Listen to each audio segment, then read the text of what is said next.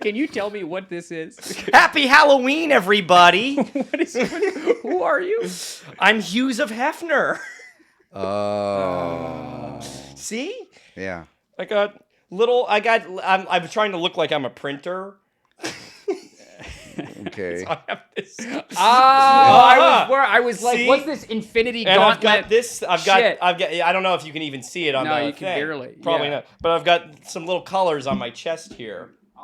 I'll show you mine. And what are those for? What are the When you're like a printer, you have hues that you need to fill in. I see. And look at this. He's really spared no expense here. You're a menu. Yeah. Do you see what it is? You're a menu.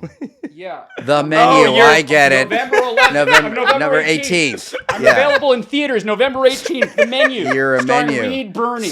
What's available? Stir fry? There's steak, chicken, fish, and vegetarian options. Vegetarian option.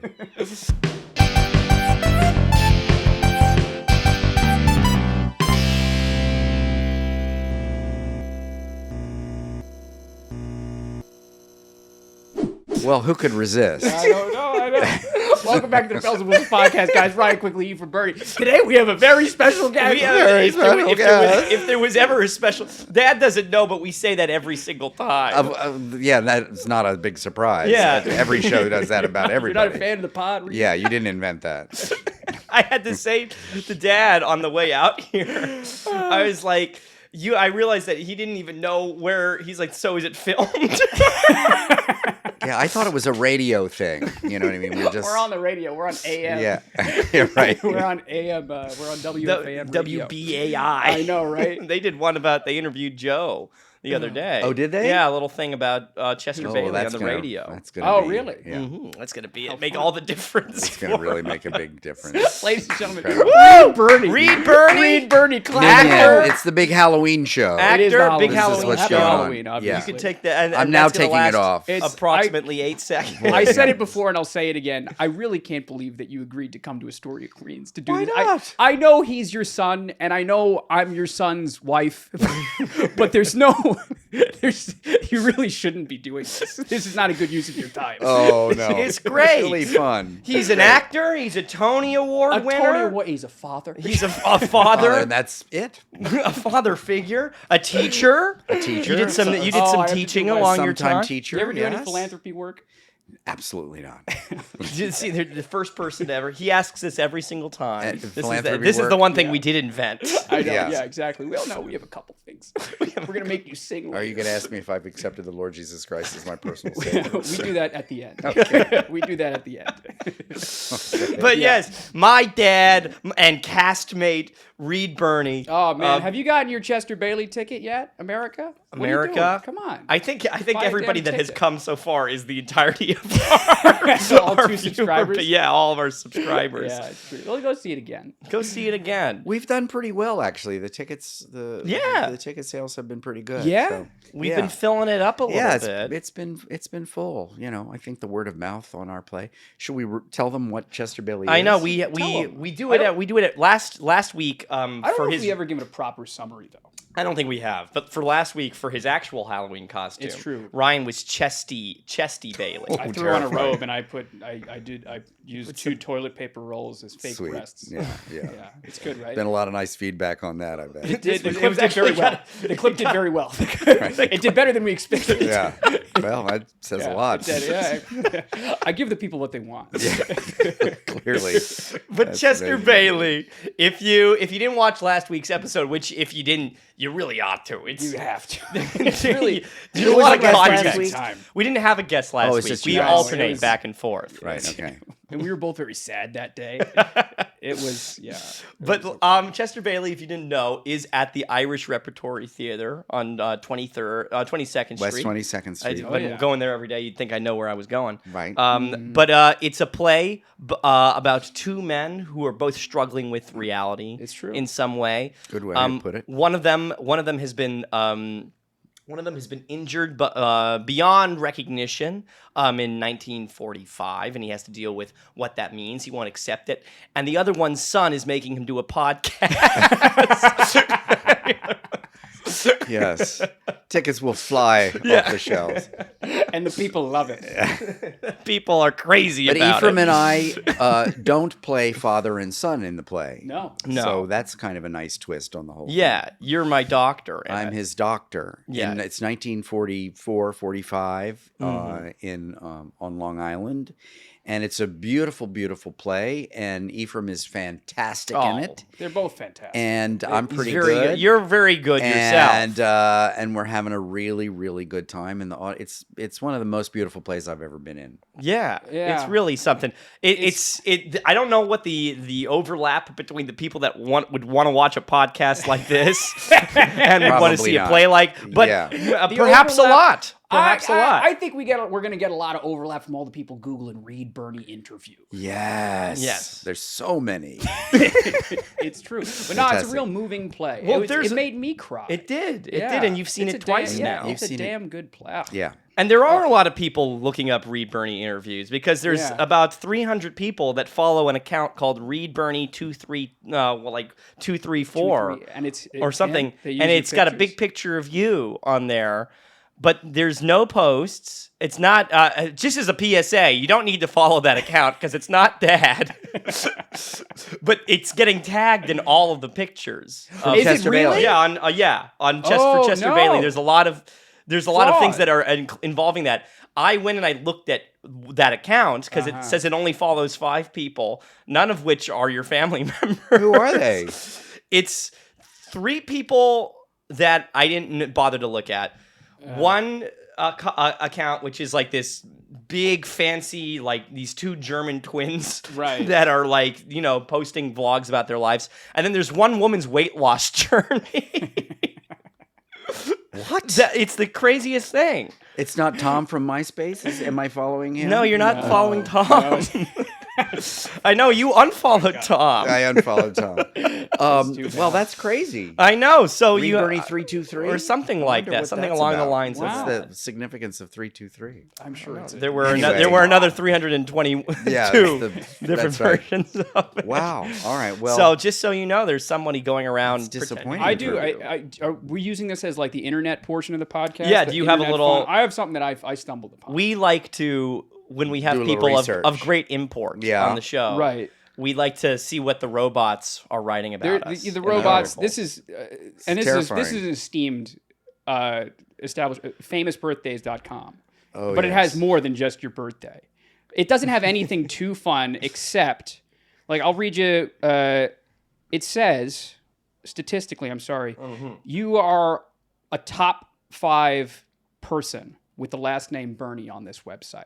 Oh, So wow. it periodically, it has Yeah, all this it, personal like, information of like different shuffles. celebrities and stuff. Yeah. You're number 3. Who's number 1? I want you to guess. Do you have a guess? James G.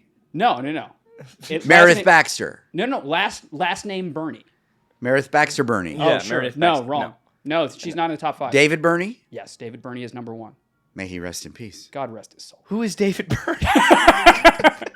David Birney was an actor who was. I mean, I knew him a little bit, and I don't think we were related at all. Who's number 2? Do you have a guess? No, I don't. Is it our Meredith my Baxter. sister? Gus? It's Gus Oh, Birney. Gus. Gus Birney. It's How Gus sad Birney. is that You that got you didn't beaten guess out. Gus? Gus Birney is Who's 4 and 5? number 4 is James G. Birney. That's There we go, our James great G. great grandfather. Right, from Kentucky. Kentucky. Ran And for he was president. Abolitionist. Yes, that's right. On the right side of history. A good guy. Yeah, good guy. And then number 5. 5 is Earl Birney, who was a poet. Oh, Don't know. good old Uncle Earl. He's Never a heard of Canadian him. poet. Never heard of him. Okay. all Yeah. right, Okay. He studied at the University of Toronto. And you know what's even sadder is that I'm not anywhere on that No, list. but you might Give have it been time. 6. Might give be it time. 6. Maybe one day you'll beat out Earl. Neither is Meredith Baxter Birney. No. Wow. No, so you're at least top 7 or 8. Yeah, you'd have to be. You'd have to be. Okay. That's all I had. That's pretty good. Yeah. Oh man. Does it say anything about like It didn't. any It intrigue? doesn't have any. No, any no. drama? There wasn't No. much. That's I was searching, and this was. Did you look up my net worth? There's one of those that thing that's like, Oh, I think I'm worth you know, I millions had- and millions They always of dollars. love to say that you're I'm something worth of a so millionaire. much money. keep the ball in the air? I want to see if I can find this one. Let's see if Yeah. you can find it. No, because we've had people like we've had Gus has come on here, and they're like, Gus is one of the world's youngest billionaires. Truly. Yeah, Truly. Yeah. Yeah, I don't know where they get that information. 'Cause They just like It's not even they close. imagine that you've got all the you get all the proceeds coming from Right. four friends. yeah, you're on one television show and you're a billionaire. Okay. This one. All right. I found what I was looking for. It's in broken English. So bear Okay. with It's me. This is not translated me. from Nigerian. I'm Yeah. sure. Yeah. Reed, who brought in $3 million and $5 million net worth, Reed collected most of his earnings from his Yeezy sneakers, while he had exaggerated over the years about the size of his business, the money he pulled in from his profession, real enough to rank as one of the biggest celebrity cash outs of all time. his basic income source is mostly from being a successful actor. Okay. Mostly. Yeah, that's Okay. true. His has a whopping net worth of $5 to $10 million. Oh, thank goodness. Good Lord. And then this is the best last sentence of the paragraph. In addition to his massive social media following. I forgot about that one. Thank you for reminding me. Yeah.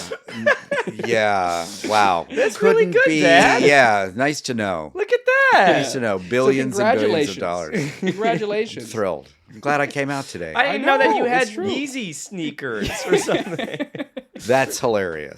Yeah. Yeah. And maybe you ought to talk some sense into Kanye. Yeah. He's going on something of a bent. If we want to get our SEO, Well, maybe action. let's see what they say about Kanye. Kanye, Maybe we'll see if use he's look as up good the as same me. website, Kanye Yeah. West.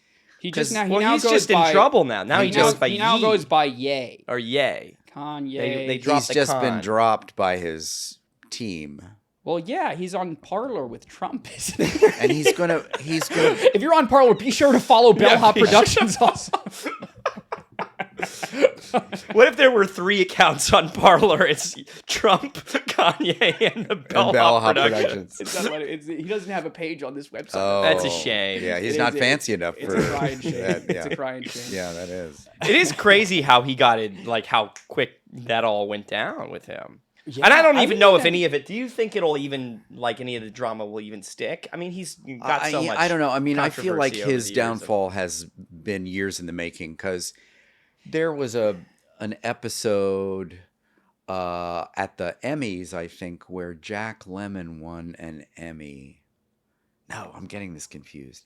But Kanye Will came Smith up ran on. up and It was slapped very much a Will Smith moment. He Yeah. came up on stage when somebody else. Oh, won. you're With thinking Taylor with Swift. Taylor Swift. Taylor Swift, Yeah, that was it. Taylor exactly. Swift won the award. Right. And he said, I'm going to let you finish, but That's Beyonce really funny should've that won. you But were that's a thinking long- Jack Lemmon. There was with another Taylor thing. There was I wasn't there was gonna get something off with that. Jack Lemmon, a similar sort of like not Yeah. a slap, Oh, I see. but anyway, the Taylor Swift thing's a long time ago. yeah, it's about, what, 8 or 10 years now. Yeah, so the craziness was evident once Right, upon a and time. it's he kept like falling off, and then because he was associated with the Kardashians and everything, Yeah. it was almost like he kept getting pulled back up. And it's like, no, he's Right. fine, he's fine. They're He's Yeah. putting him back on his fine. And feet. now he's kind of alone, and he has no one. Well, to, does he have any new music or anything coming out? He's got Donda Academy. I don't know. I'm not a huge, but yeah, right. He has He's all got that. this is his school that he runs. Yeah. Yeah, it's culty. They started off. You pay $15,000. Is that what it is? Yeah, you pay $15,000 for tuition, and you have to sign an NDA once you Oh go. no. Once you go, Who yeah. would send their child there? And you wear Oh. the uniform is his merchandise and whatnot. You Good go there God. and you sing a little song about him in the morning. What- That's all I know. What grades? I think it's K through 12.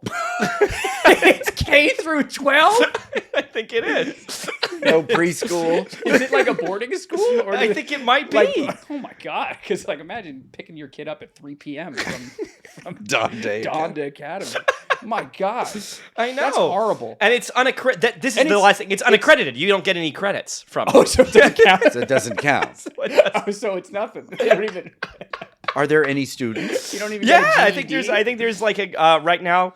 The next sure. graduating class looks like it's about 60, 70. But I'm sorry, do they teach you music or something? I think they teach you how to be an or- influencer, how to be important. But that's what I'm saying. You can't possibly be. They can't be learning arithmetic from Donda Academy, right? It doesn't seem that you would be. No. But, I think we're gonna have to do a little research about this now Yeah, for really. next week. Do you think we should do kind of like a like a Deep Throat-esque like under? Yeah, expose. I've enrolled. Yeah, right.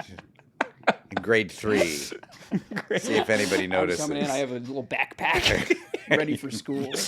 A baseball cap. I'm ready for my unaccredited classes. Hi, Mr. West. But anyway, this isn't Kanye West's podcast. We got people get mad if you don't say he's now a virulent anti-Semite. Oh yeah, no, that's big too. Well, you there's have that. to say There's that. That's the We- big. That's why we he's in distance trouble right now. ourselves. Yeah, I we think need to- he's probably always been. I Yeah. wouldn't say this is a new development, Yeah, but I it's suppose. been revealed. He loves to bad. get himself in trouble. Is the thing. Yeah, I don't yeah. even- That's that- it. that's- He seems yeah. drawn to drama. In Yeah. Yeah, right. Profound. Much like Profound way. An impressive way. Yeah, calling Dr. Freud. Dr. Cotton. Yeah, Dad's character is Dr. Cotton, and that you won't get that Do joke. we want to do any spoilers? Because I want to ask you guys what happens. Yeah, ask with- us a couple I questions want about to our know show. what do huh? you guys think? Well, go see the show. Yeah, go see the show. I can compliment you. You guys know you're good. Blah blah blah. I want to get to the bottom of what you think because this is a question you always ask to people. Yeah. What do you think happens to the characters after the play? Where do you think you go? You have yourself. You have like Um, doubts about Yeah, what do you think how happens? that would maintain too. My character, Dr. Cotton, is a very sort of by the book psychiatrist, therapist type of guy in the 40s. And so where he goes, can't really spoil it in terms of the Or you thing of the can. play. We have the option to say, okay, if you want no spoilers, stop watching now. Go see the play. right now. Right. Now, pause it. Come back Come after. back. Okay, you've seen the play now. No, he makes a big shift. There's a big shift in his personal ethics in dealing with Chester, who is terribly maimed, and Yeah. just what is a doctor's job? Right. So Yeah. he, that shifts for him. I think he. But you've also got your own personal life. Like you go and this doesn't Yeah, spoil yeah, anything, but he's- you go and you kind of try and repair some things with your family at the Yeah, end of it. I feel like he has a life of quiet desperation. Honestly, Yeah. I think he has had a life of quiet desperation, and he will continue to have a life of quiet desperation. Well, let me ask you. Let me ask you this: when we were rehearsing it, there was Yeah. a moment when we ended the play, and you felt like, "Wow, this is much more dark and sad than it's ever been." Right. Are you still feeling that now with how we're ending it, how you're performing it? I feel it. I don't know that it lands that way with the audience or not. I can't tell. I found it to be a tinge brighter, a tinge more. Than when you saw it a year ago. Yeah. Yeah. Okay. So I found it to be a I think tinge that's fair. Yeah, I think it probably is meant to be life affirming in a real way. And so Right. for me to skew it darker, I think is probably not appropriate. But Yeah. I do think that my character is, one of a billion people who sort of lives under the radar. And in this relationship, he has actually made a difference in having led a Yeah. life where he probably hasn't made much of a difference. yeah. Right. I think that's sort of the general trajectory. Right, and I guess it sort of depends on what you think happens with Yeah. Chester going forward, right? Well, I've thought about this for a little bit. I've done the play so long at this point; it would be crazy if I hadn't. But I do kind of think that it becomes maintained for a bit. Like I think that it can last. The kind of the way the play ends. I'm not gonna. Again, we won't spoil it. Whatever. But Chester is set up in a different way. And it's a lot of, just like most of the play, it is of his own kind of imagination and it's his own delusion. And I think that probably lasts for a while, but I don't. How long do you think? That's the thing. I don't think that it can last for forever. I don't know, but Yeah, and it doesn't need to. I've always thought that eventually he kind of starts to figure out what's happened to him eventually. Right. And then he really does. He really is stuck. But I do think he always thinks that the girl is there. I don't think she ever goes away. Right, but that's what really? I But don't then think how so, could- yeah. That's what I'll push back on you. Again, this is difficult to not do. Yeah, to not do anything. With spoiling, right? But how could you have some some grip on reality and still be attached to that? Do you know what I'm saying? Yeah. I don't think that's possible. I think that's what I'm saying. I think it either happens forever or it lasts for like a year or two more, Yeah. right? That's what And I. then- well, that's kind of what you're saying. isn't Yeah, it? I think it Right, could but last then- for a year or two more, but I think that the way his mind works, he can acknowledge that, that I the see. stuff is happening, but I don't think he'll ever really believe that the girl wasn't there. I think Okay. and I think he can convince himself that she still He comes has to see really him. Yeah. nothing else. Yeah. Right. Than the power of his imagination, and I imagine that as time goes by, he probably will just go deeper and deeper and deeper into this fantasy world Right. that he has created for himself. There's no reason not to. Okay. He Right. has no family left and no friends left, and so his mind would take care of him to that way. Okay, cool. And he would be, probably considered full on crazy Exactly. eventually. Exactly. But what's the problem with that? So let me ask you this. Yeah. So imagine that, it continues on for however many years afterwards. Yeah. Do you think your character enjoys his work with Chester? Because for most of the play, it's this incredibly frustrating journey for you, right? Right, because my job is to rid him of his delusions. Right. And that's the main thrust, is the conflict is he's completely delusional and I'm trying to bring him back to reality. That's what a doctor would do. Yeah. Yeah.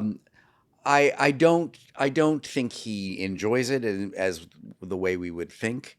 I think he develops an enormous fondness for Chester. I think he's deeply, deeply touched by Chester and Chester's plight.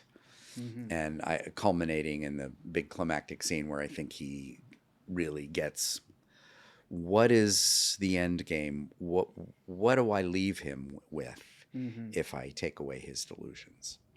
So that's I've always thought where the play goes. I've always thought that there's, and they would never do this, but I've always thought that there's an opportunity for an interesting other play where you have Chester maybe 20, 30 years down the line, and he's still there, and what his life has become Right. in this institution where psychology has changed over the years, and people are actually more accepting of him and figuring out what he, and I think, that situation could be interesting. I used to do that play, The Forgetting Curve, I did so many readings of that play, which was about the guy who was a real life guy who in his early 20s made it that he couldn't remember anything for longer than 45 seconds. Oh. And he kept every 45 seconds he would forget what he was doing there. Yeah. And he had to stay in a mental hospital for the rest of his life.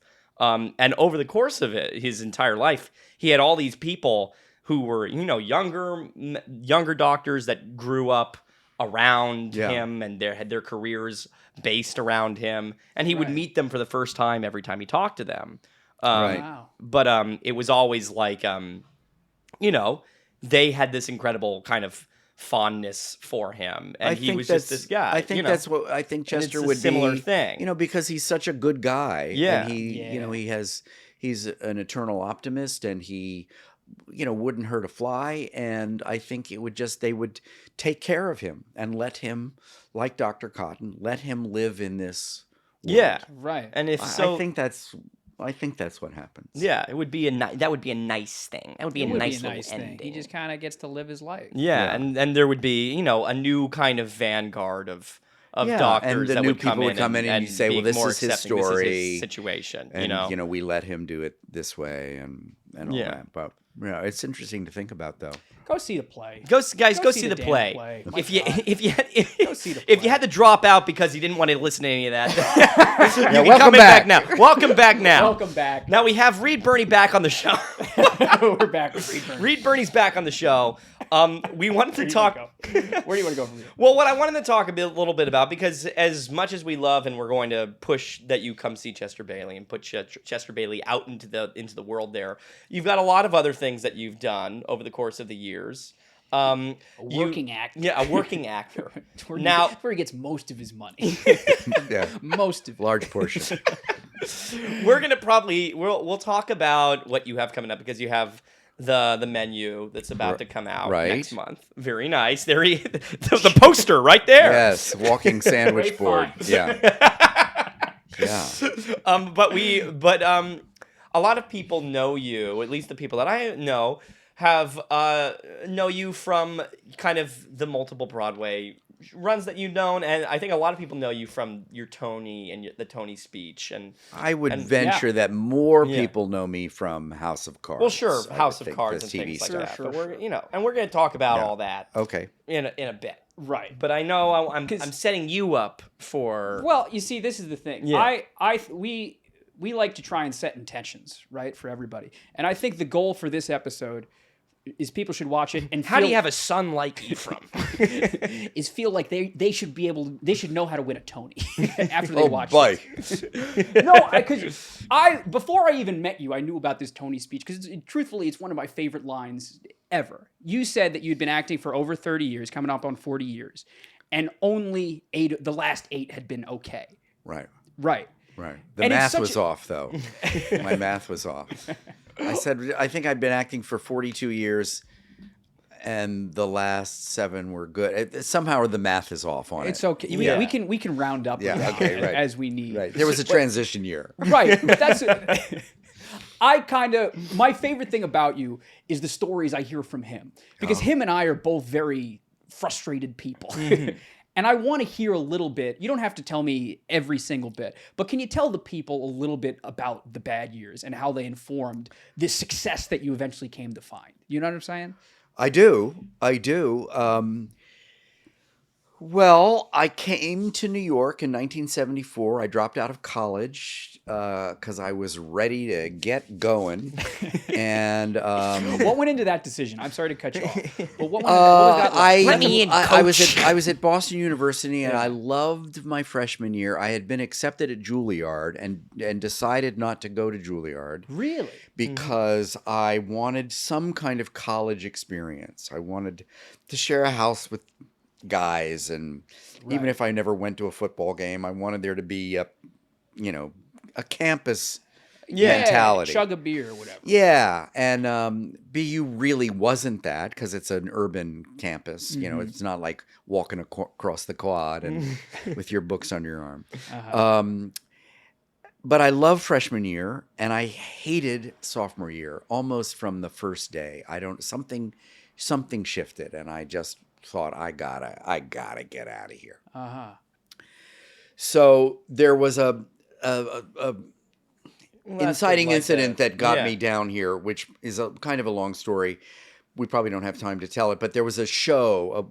Somebody once came in school, sophomore year, came up to me and said, they're making a musical version of the play Look Homeward Angel, and you would be great as the leading guy. I didn't know anything about Look Homeward Angel. I had heard of Thomas Wolfe, but this play had won the Classic movie that Pulitzer. everybody's heard of. The play had won the Pulitzer Prize, and people were turning it into a musical. So through a family friend, I sort of wrangled an audition for this musical, and I snuck out of college and took the train down one day and auditioned for Look Homeward Angel. It was going to be done at Circle in the Square, and they were very nice to me. I'm sure they had no intention of even calling me back, but in my, I was 18 or 19, craziness, I was like, this is mine. And so I thought I'll drop out of college and go to Circle in the Square.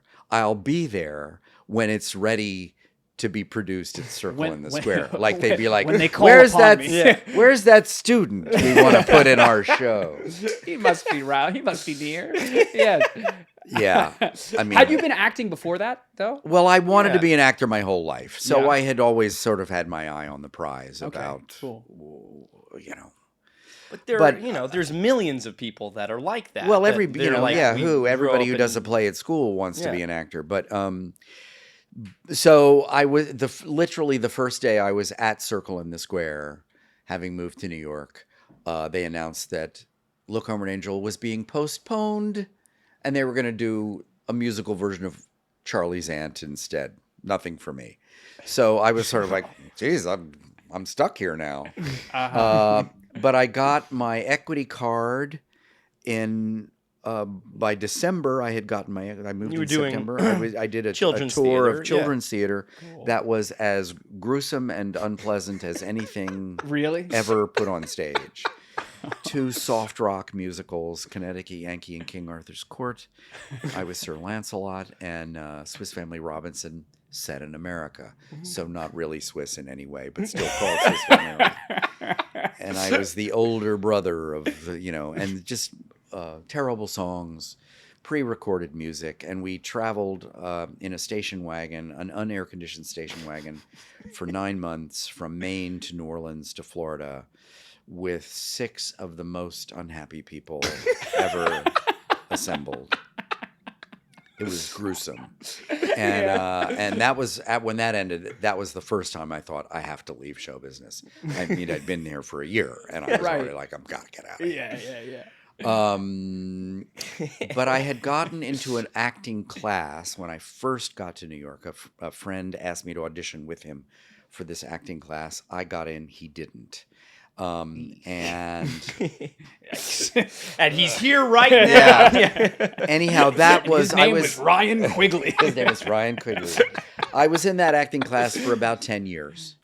And that's really where I feel like I got my sort of the base of my That's where training. you got your footing, yeah. Yeah, just how to be a great actor. And and then whoops.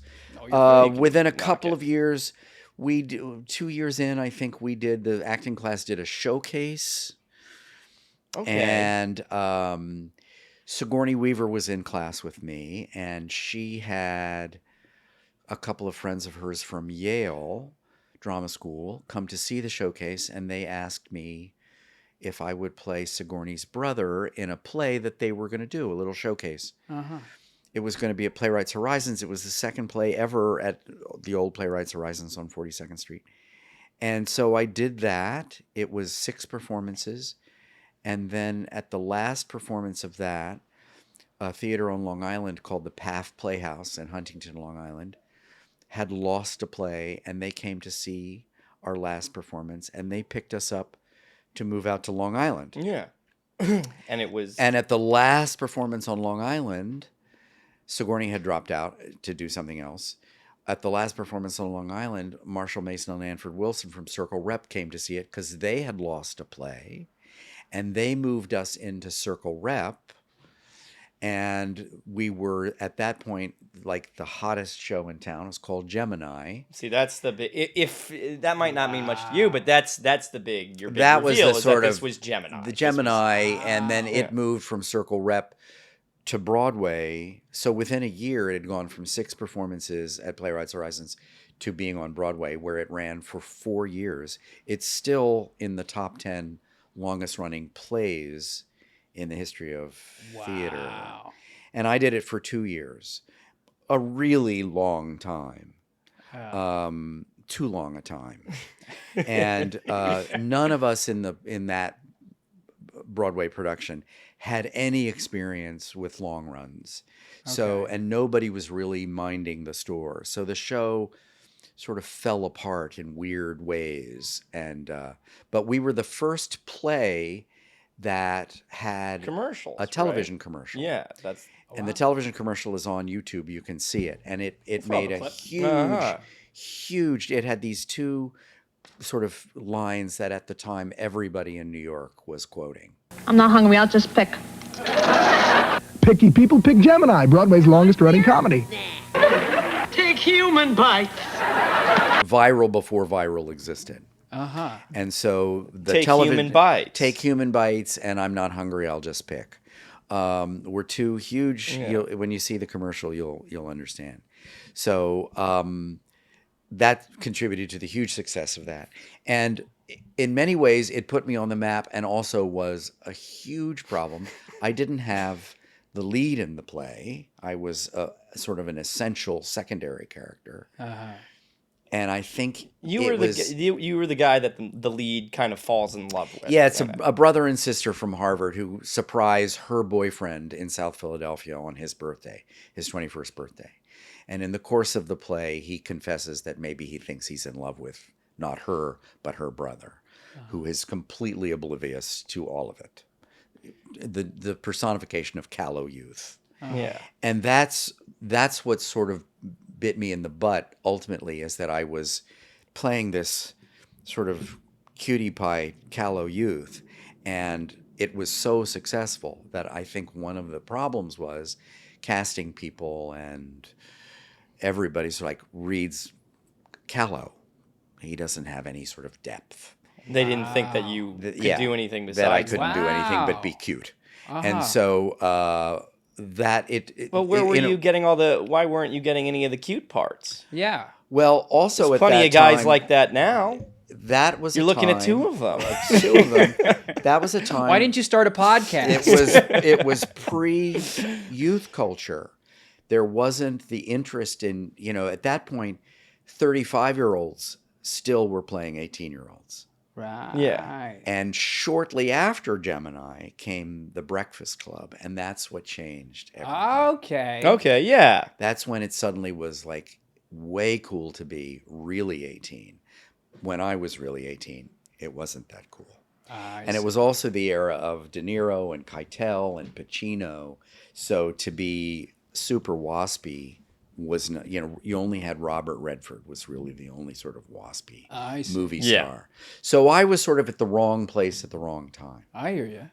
Yeah. Okay. For a long time. And here you are again. Yeah. But if you had said to me, if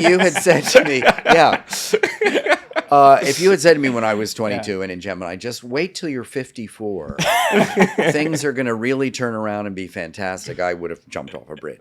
Right. Yeah. So what kept you going? Because I have no idea what kept me going. I tried to leave several times. Right. It was incredibly dispiriting. It was incredibly depressing. I continued to work, but always sort of like in, off Broadway or regional theater. I went twice for 1 year without any work. Yeah. And in one of those years without any work, I didn't have a single audition. So, I borrowed money from my parents, and it was a really, really rough time. When I was 26, I was 21 or 22. When I was 26, I got this movie, Four Friends, with Arthur Penn, who directed Bonnie and Clyde, and The Miracle Worker was a famous very American fancy. director. But this was sort of at the end of his career. It was written by Steve Tessich, who had had a huge hit with Breaking Away. And so this was sort of the fallout from Breaking Away for him. But it was a wonderful movie, and at one point I was told that every agent in America would call me up to represent me because I had a fantastic part in Four Friends, but the movie didn't do well. So it doesn't do anything for you to be awesome in a flop movie. Yeah. Well. So, it was a lot of like that. And then after Four Friends, there was a great expanse of desert. Quite literally, you were going around the world. And then, but when I turned 31, I had a sort of an epiphany one day when I was walking uptown after a bad audition. And I had really felt like, this is maybe too dark for your show, but I really had I felt like show business was killing me. Yeah. I felt like I was dying, and I felt myself literally shrinking. Yeah. And I couldn't be with people when I would go into these rants about my career, and it was hard to be around me, I think. And walking uptown this one May day in '85, a little voice said in my ear, "Take a trip around the world and go do all the things you've always wanted to do that you never let yourself do because you were in this dysfunctional relationship with show business." My grandmother had died and left me some money. I went home and said to the lady I was living with, if nothing happens for me in 6 months, I'm going to take off and travel around the world. Nothing happened for me. And I did. In December of '85, I moved to Paris for 5 months, and then I took off with a backpack and went around the world.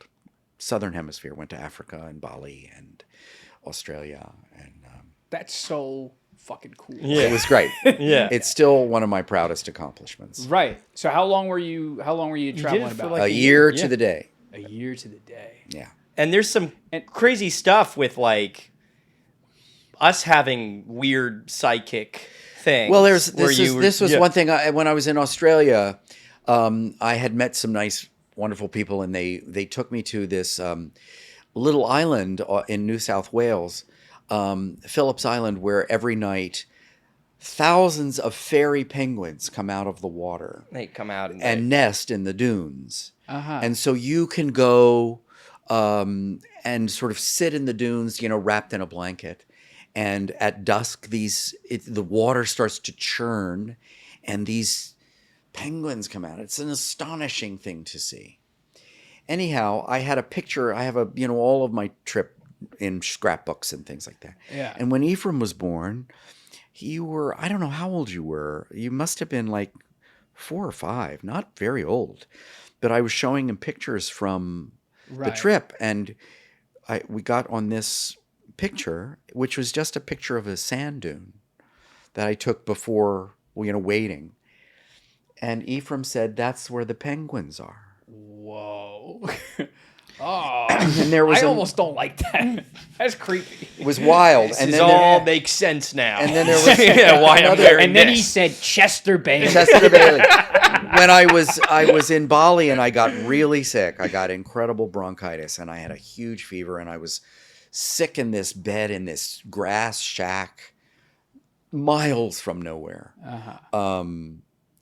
And I took a picture of the sort of unmade bed, like documenting that's where I was so sick. And Ephraim looked at that picture and he said, "That's where you were sick." What? You bastard. You ever do anything like that? You piece of crap. Psychic. And that's the end of his psychic ability. There's never been anything since then. I thought you hadn't said anything since. I said one day my dad's gonna be in Casa Valentina. Anyhow, just to sort of wrap Yeah, up you end the I've tried to leave 3 times in those 35 years. In 1994, I went to a career counselor who had successfully rehabilitated several of my actor friends, and I, was like, Rehabilitated, you mean made them not want to be an actor anymore? gotten them out of show business. They were all make them abandon their dreams. Yeah. exactly, I and see, they were okay. all happier than they'd ever been. And I was like, please do it for me. And wanna be a after plumber. 3 months, she said, "I got really bad news. You're an actor." I was like, wow, that is really bad news. But I think you're right. You should have said, why couldn't you say this at the very beginning? We had to go through the process. I had to do all the After 25 exercises. sessions. Yeah. Imagine you go to a therapist and like, after yeah, 25 no. sessions, you're like, "I'm sorry to tell you that you're depressed." Yeah, Yeah. beats me. Yeah. And there was no money back guarantee. Yeah, So, beats me. Yeah, by the anyhow. way, here's the invoice. Yeah. So, my and God. ever since then, it's like, this go round, that's Yeah. what I am. I'm an actor. And there have been difficult times since 1990. It really wasn't until 2008 and Blasted, the play I did at New York Theater Workshop, that things shifted. Uh-huh. And that was a play, the Sarah Kane play. It was the New York premiere of this play. I knew nothing about Sarah Kane or Blasted. I didn't know that people had been waiting 14 years for this play to come to New York. And it was a 75-seat theater. I got paid $260 a week. the play I had done just before that was a catastrophe. I had 7 lines, and I thought, oh well, my career is over. So when Blasted came up, I thought, well, I'm just gonna it's just gonna be for me now. I'm only gonna do things. I had done this play before Blasted because it was at a nice venue, and I thought it's uptown, and this will be a good career move. It was not, and so I thought, from now on, I'm just gonna do stuff for me. No one will see Blasted. 75 seats. And it's a crazy play. And everything if you don't know about changed as a result. It became this sensation in New York and exposed me to a lot of young playwrights and directors who didn't know me.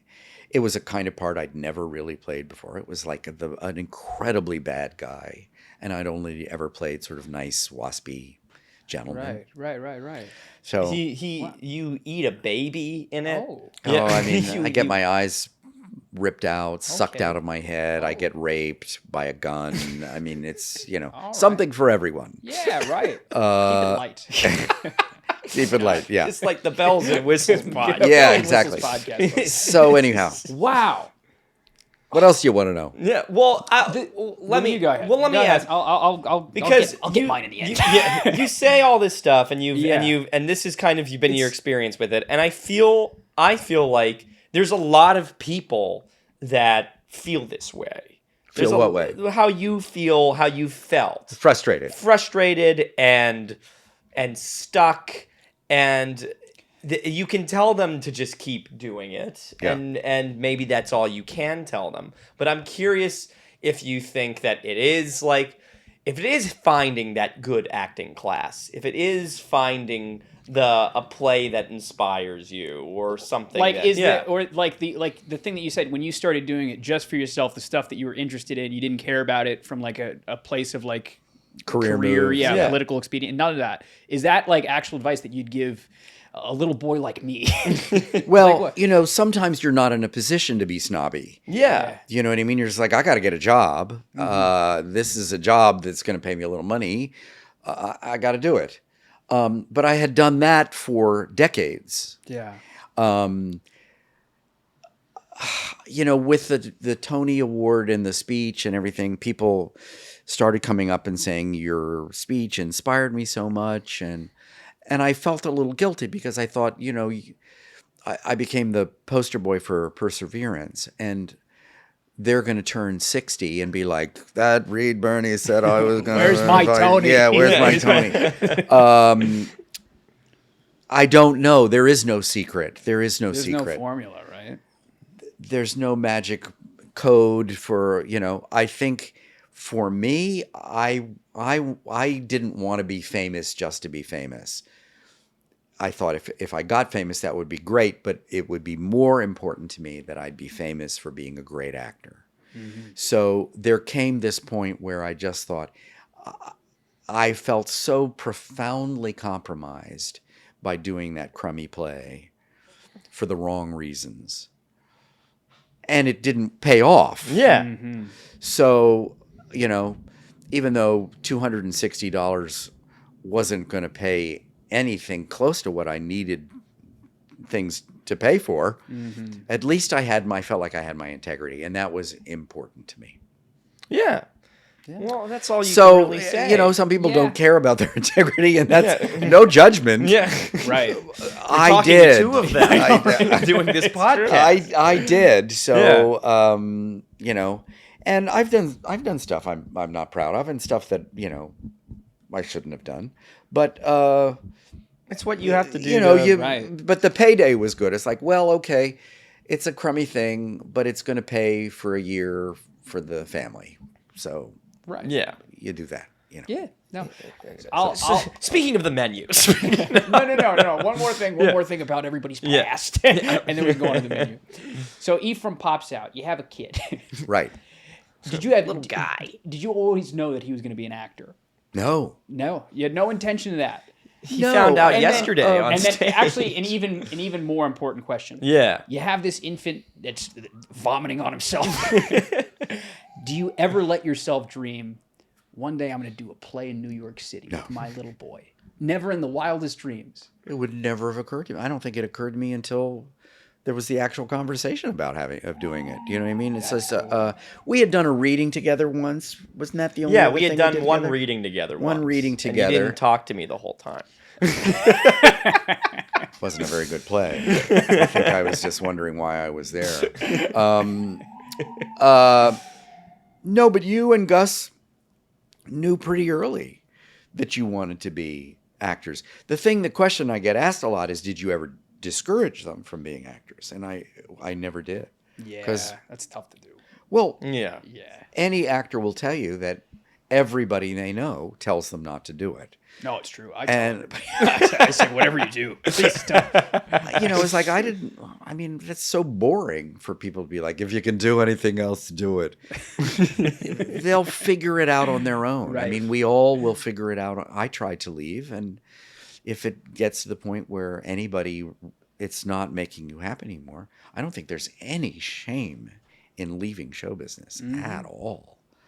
You wake up and you're just like, this is not fun anymore. I do not want to do this. This is not how I want to spend my life. Oh, yeah. But it's none of my business how you want to spend your life. If you want to be an actor, then I'll do what I can to help you. Yeah. Well, Like, come on your podcast. yeah, come on your podcast. Yeah. that'll be it. That's what you need, huh? That's cool. But you're not just a theater actor. You've done a lot of stuff. You've done what we're about to talk about. Well, you've done The Menu, which is coming out, and I think people are fairly excited about that. I haven't seen it, so I have no can't tell us idea. what it is, I but- hear it's good, and I've heard. I know that I was in Savannah a year ago for 2 months and had an incredibly wonderful time doing it, because we were there. We were all in the restaurant the whole time. Like most movies, you would show up and I've got 2 days, or I've got a week, or if you've got a really big part, maybe you're there for a good part of the run. But we all were there the whole shoot. For real. Yeah. Wow. So it was like being in a play. It was a great group of people, a great company of actors. Lots of them had done plays, so we had that in common. Get to hang out. And and today would be your big scene, and tomorrow's my big scene. But on your big scene, I'm out of focus in the background, and we're just having a ball, Hanging out. laughing our heads off. So Wow. it was an unusual movie that way, that the whole company was there the whole time. That's very And our cool. director, Mark Mylod, who is one of the directors of Succession, and he had done Game of Thrones. He's a great, great guy and a wonderful director, and really funny. Yeah. And, really encouraged sort of a light, easy set, very collaborative. Call him over. What if I did this?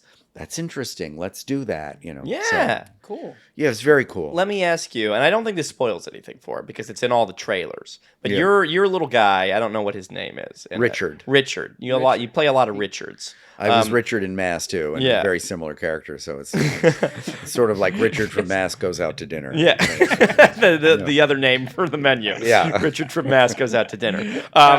But Richard, in the trailer, from what I'm seeing, I think they just released a new clip today. You get your little finger cut off Your in little it. ring finger cut Your off. little finger gets cut off. And I know when you did that, they had to make a whole hand for you. Yeah, it was fun. They had to make a whole. They gave you a fake hand. They gave me a fake arm. A fake arm? I did a cast, really up to here, so that when is this a spoiler? I don't know. No. So that when the moment happens, it's this hand. They put the fake arm in my jacket sleeve, and wrapped my real arm behind me so that they could Go and see do the it. whole shot of me standing there and them. So you see the whole thing. Yeah. Wow. What I want to know. I think there were 5 hands. They had 5, so they could do They it could do 5 different- times. yeah. 5 takes. I think it was something like that. What I want to know is, Where's one of those hands now? I should have. I know. It's like Because you got 5 of them made. Did they use They all could've- 5? I think we did, but they could have given me one of the I fingers. think it would have been great to have, for my memory hang book. it up on the wall. I would love a Big fake arm? Birney arm. Yeah. put above the TV. Yeah. Yeah, I don't know why I didn't ask. I just it never occurred to me. Did I have one of those? Yeah. Talk What are you about gonna the do with those? weirdest thing. Yeah. Oh, can I have one? One of those hands. You walk around for Halloween, you have 3 hands. Yeah. Looks like yours. It really did. I mean, it was They did a great it job. was Identical. Identical. Yeah. That's very funny. Well- It's got all the same veins in my hand and everything. It's really crazy. wild. Yeah. Well, fun. we're reaching on an hour. Do we want to do some quick fire questions? This is I'll something do that we you one every better. time. What you got for me? We have a little twist today. Folks. Oh, a little twist for random on question all of generator. us. Normally, we just ask people random questions. Okay. But today, since we have, So nervous. you should be nervous. There's a lot. This is very high stakes. I don't have my phone on me. This unitard I'm wearing doesn't have any pocket. It's okay. I don't think we do a timing thing. I found specific father, son, dad quiz questions. Oh, there like you the go. newlywed game. Okay. Uh-huh. So I'm actually going to be asking you, Oh, this is good. All right. Something and that we then can you clip. say how correct he is. Oh, okay. Okay. There's 25 questions. We're just gonna No. we're gonna go with we're gonna do 5 or 10 and, Yeah. and do the. All right, a simple one. Okay. How old is Dad? I believe that you are 68 years old. now. Correct. Wow. Okay. Is Dad allergic to anything? No, you're not allergic to anything. Correct. Nothing. No. Penicillin. Nothing. Okay. Maybe hay fever? Really? I mean, who knows? Where did I get these from? Yeah, just lucky, I guess. What? How about that? All right, we're getting a little steamy here. Okay. What's Dad's biggest pet peeve? Show business. Actors. Actors. What's your pet peeve? I can't stand sneezing.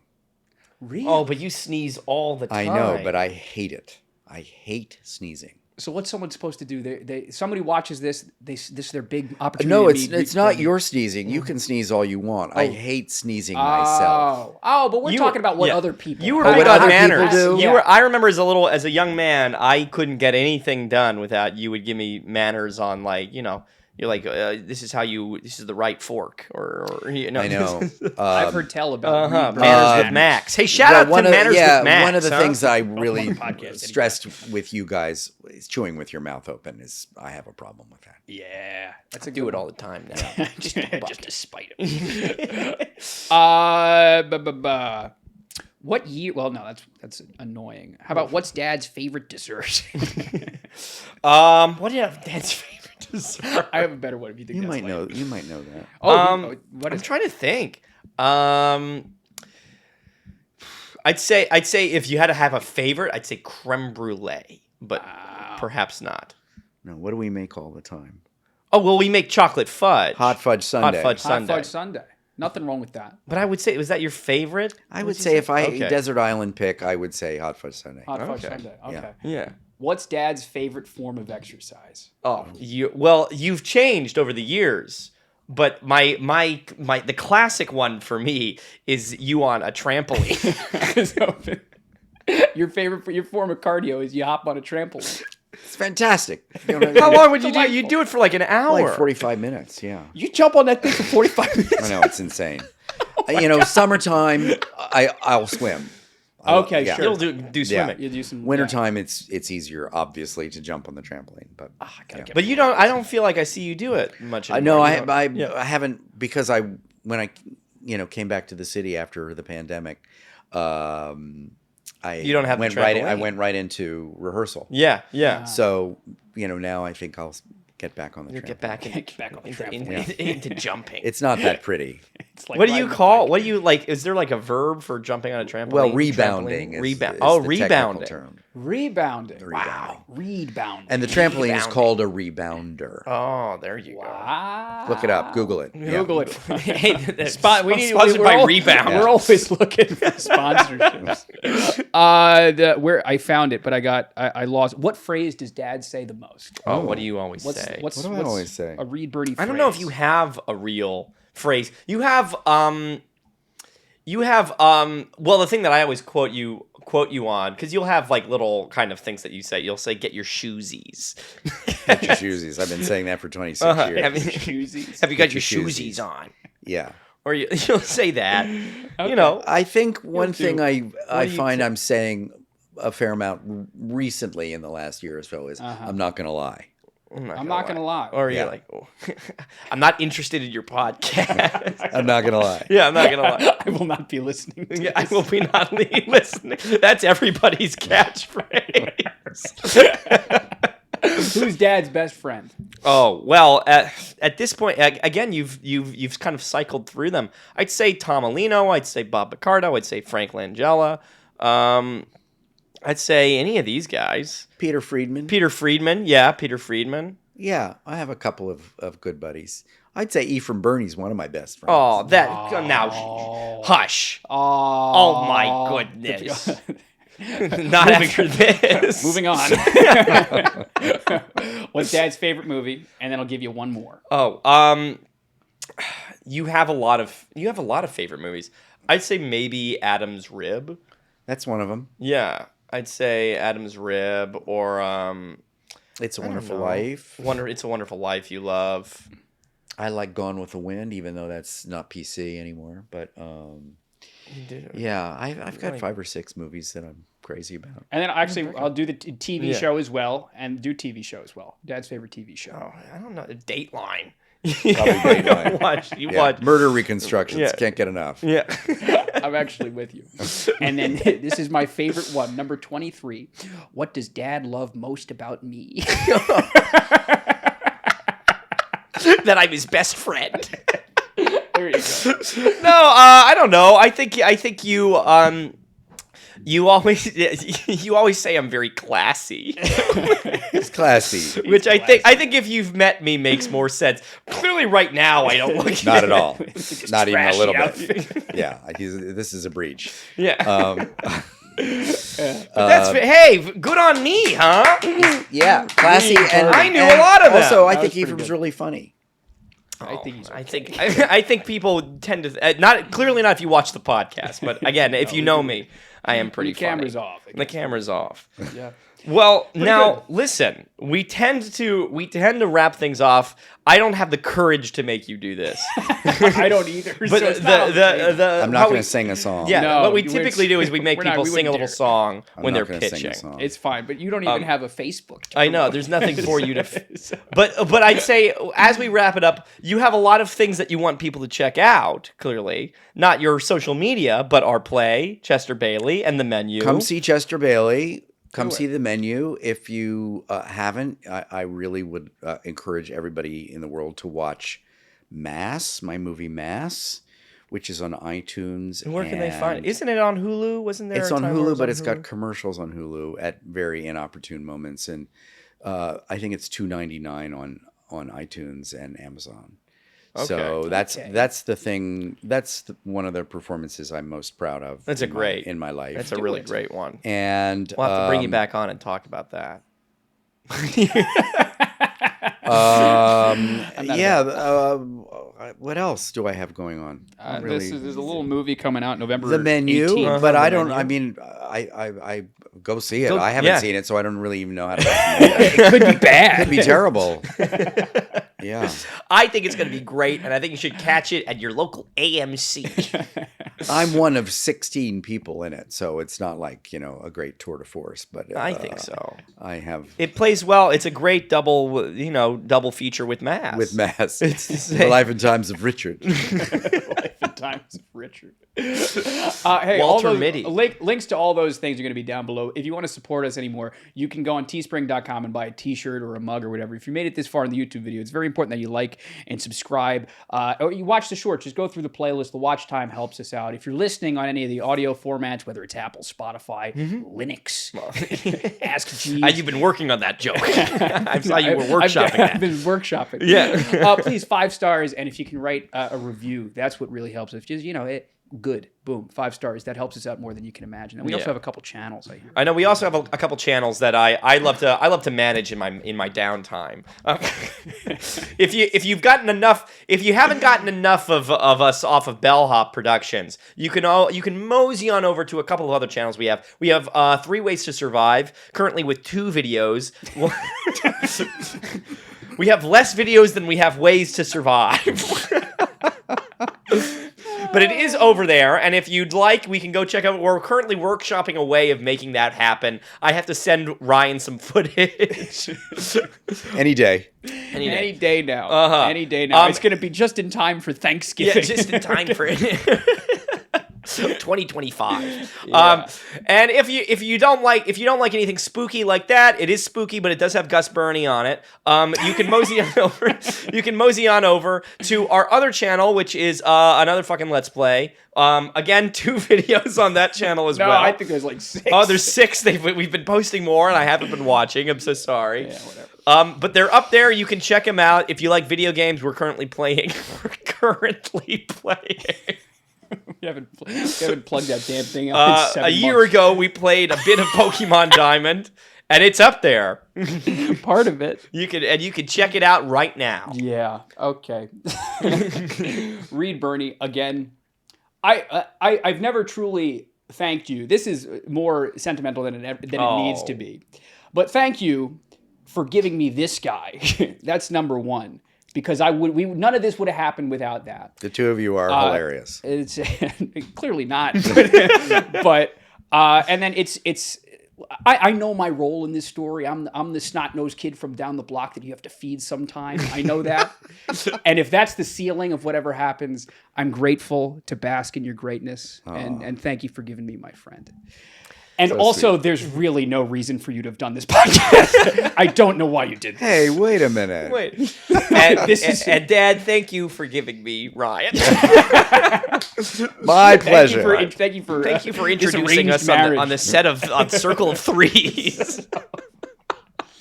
Connecting talent. Connecting talent. Thank you for getting us involved with Jody Prusan and the Starlight Foundation. Oh, sure. Anyway, shout out to the Starlight Foundation. We're gonna have to bring it out here. And thanks for watching, guys. Reed, thank you very much. My pleasure. You got anything Really left fun. to say? I'll see you at the next Spring Sing. Guys, see you next week. Bye. Bye.